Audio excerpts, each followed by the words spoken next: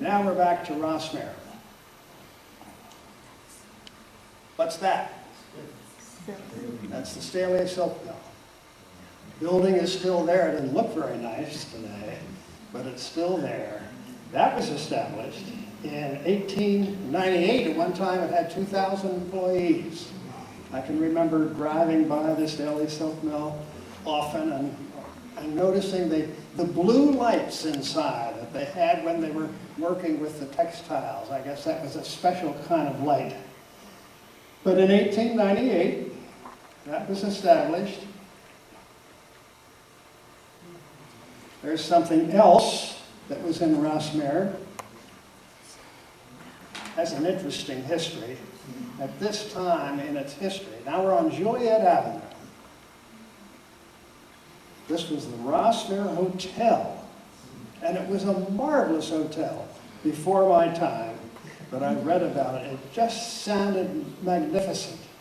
It had dining rooms and bars and lounges, a bowling alley. It was later converted to, I think I have a picture of that.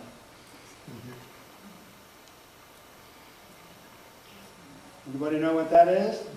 Same building. It was the Rossmere Sanitarium. TB Sanitarium.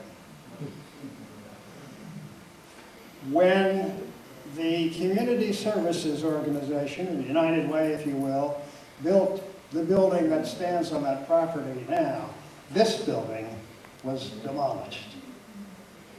So Rossmere had, so far at least, a hotel that became a sanitarium. They had the silk mill. They had a number of other local industries, like Hubley Toys Group was in Rossmere. Buggy Works, used to make buggies, was there. Okay. And in 1900, now we go, the first public course. I wanted to tell you what the first public course was in Manheim Township. Anybody know what that was? The Lancaster Country Club was a private club, private course. How about the first public golf course? I can't hear your answers, so unless you really shout them out.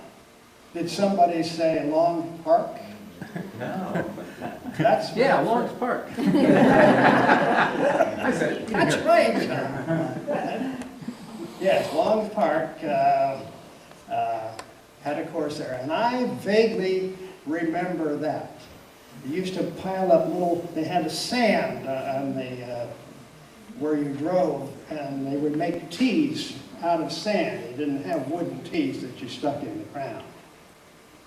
Okay, let's go forward to 1907. It was the year that Oklahoma entered the Union as the 46th state. But it was also the year that one of Lancaster's all-time leading employers moved its headquarters to Lancaster and built their headquarters building on Liberty Street. And I'm sure you know who I'm talking about. Gary Armstrong. There's an old picture of what is called the Linoleum Works in Lancaster. The Armstrong Clock Company. Okay, we'll go forward 2 more years. A year when Henry Ford began assembling the Model T Ford. A year when the Lancaster Fair started on the Harrisburg Pike. I don't know whether there's anybody here that's old enough to have gone to the, and remembered it, at the Lancaster Fair. And if you are, now you won't want to admit it. It ran from 1909 to 1932. It was located next to Long Park, where Donnelly has a plant now. And it must have been a marvelous fair, like the hotel in Rossmere. How nice it would have been to have been around when this fair was operating. They had a midway, they had sideshows, they had horse racing, they had things going on in the air, balloonists, displays, games, food. Just a marvelous, from all I've read, event. annual event. They even ran a train from downtown Lancaster. This is when the trains went through Lancaster. A special train out to the fairgrounds on the Harrisburg Pike. Okay, 1914, you know, that's the year that the First World War began. It was also the year, far less important, that the first public swimming pool Flip your picture. opened in Manheim Township. Nat, flip your picture. Flip your picture. Thank you, John. There you go. Yes, that was a scene at the Lancaster Fair. Brought out an awful lot of people. Notice the way they're dressed. Goes back to 1909. I don't know whether this picture was taken exactly that year, but it was a long time ago. There's the first swimming pool in Manheim Township. I remember swimming there, and maybe some of the other, where was it? That was Brookside. Now, Brookside, actually it was Brookside that was right next to Long Park. So think of this stretch of properties on the Harrisburg Pike. You had Long Park, then you had the Brookside Pool, and then you had the Lancaster Fairgrounds, all next to each other. Now, when this pool opened, it was a single pool, and later they added another one. But anybody who remembers swimming at Brookside will certainly remember that slide. Yeah. Yeah? Yeah. That was a wonderful slide. Look at the bathing suits. Okay. Okay, let's move forward to 1929, a year that some of us will remember as the year of the stock market crash. It was also the year that they were building the Pennsylvania Railroad Station on McGovern Avenue, and there it is, being built. It opened in 1929. 1929 was also the year that Grandview Heights, the first residents moved into Grandview Heights and into Glenmore Circle off the Libbets Pike. It was also the year that Breck School opened. So we had two schools opening in 1929, the high school, the building that's still there on Valley Road, and the Breck School. This was the McGran farm.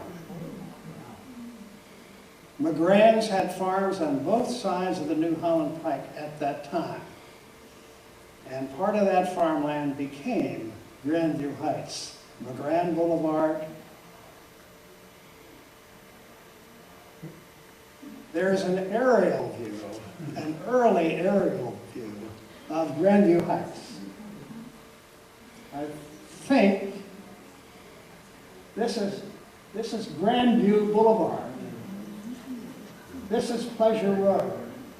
Janet, Martha, Helen, Louise, and the New Holland Pike. I think there might be a house up there. One of the first houses, if not the first, was on Louise Avenue, up about the 900 or 1000 block. Started in 1929, as did Glenmore Circle. It's not a very good picture, but it's the best I can do. Now, this is the Libbets Pike. This is north. These roads, this is Glenmore Circle. Bends around, this is Roosevelt Boulevard. These houses are still there. You know where I am? Yes. We're turning off the Lidditz Pike across from the Lancaster Shopping Center.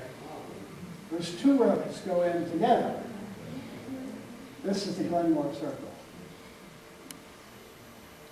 All that happened in 1929.